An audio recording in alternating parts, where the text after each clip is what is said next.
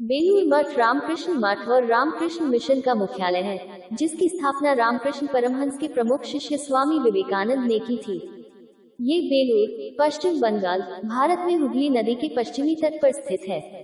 दो बेलूर मठ की स्थापना जनवरी 1897 में स्वामी विवेकानंद ने की थी, जो श्री रामकृष्ण के शिष्य थे।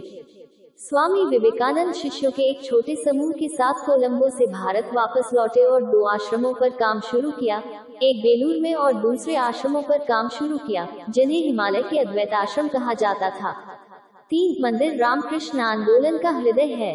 यह अपनी वास्तुकला के लिए उल्लेखनीय है, जो हिंदू, इस्लामी, बौद्ध और ईसाई कला और रूपांकनों को सभी धर्मों की एकता के प्रतीक के रूप में जोड़ता है।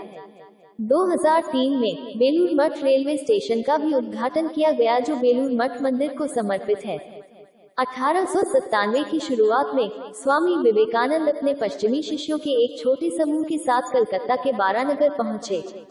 उनके द्वारा 2 मठों की स्थापना की गई, एक बेलूर में, जो रामकृष्ण मिशन का मुख्यालय बन गया, और दूसरा उत्तराखंड के चंपावत जिले में हिमालय पर मायावती में, जिसे अद्वैत आश्रम कहा जाता है।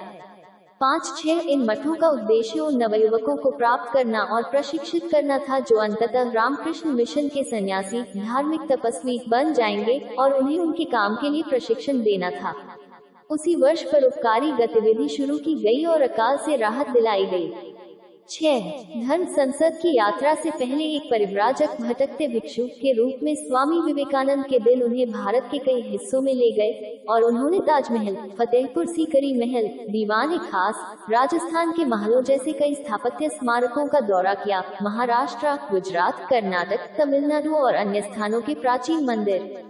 अमेरिका और यूरोप में अपने दौरे के दौरान उन्हें आधुनिक, मध्यकालीन, गोथिक और पुनर्जागरण शैलियों की स्थापत्य महत्व की इमारतें मिली।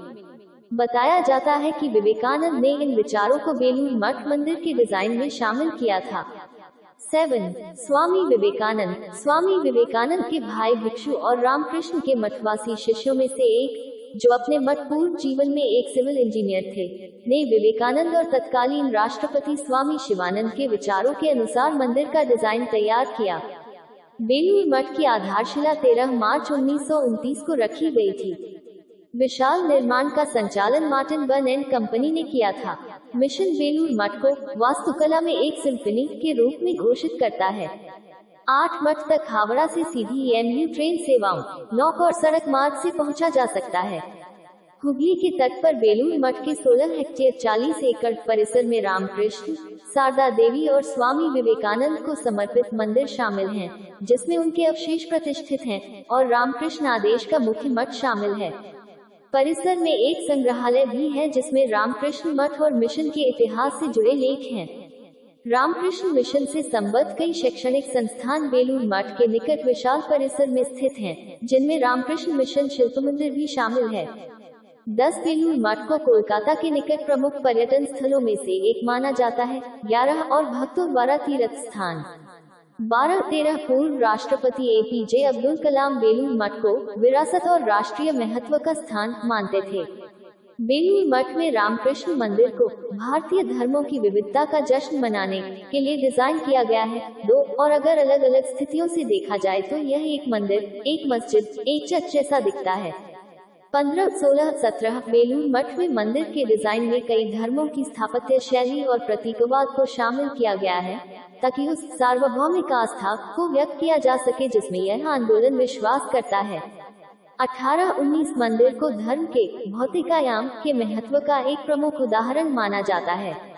18 मंदिर का मुख्य प्रवेश द्वार सांची के बौद्ध स्तूप और अजंता गुफाओं के मुख्य प्रवेश द्वार की बौद्ध शैलियों से प्रभावित है। प्रवेश द्वार के ऊपर की संरचना दक्षिण भारत के हिंदू मंदिरों और उनकी ऊंची मीनारों की तर्ज पर बनाई गई है। मंदिर के अंदर की खिड़कियां और बालकनी उत्तर भारत की राजपूत, हिंदू और मुगल इस्लामिक शैली को दर्शाती हैं। केंद्रीय गुंबद फ्लोरेंस कैथेड्रल के डोमो के पुनर्जागरण वास्तुकला से लिया गया है। जमीनी योजना क्रिश्चियन क्रॉस के आकार में है। 2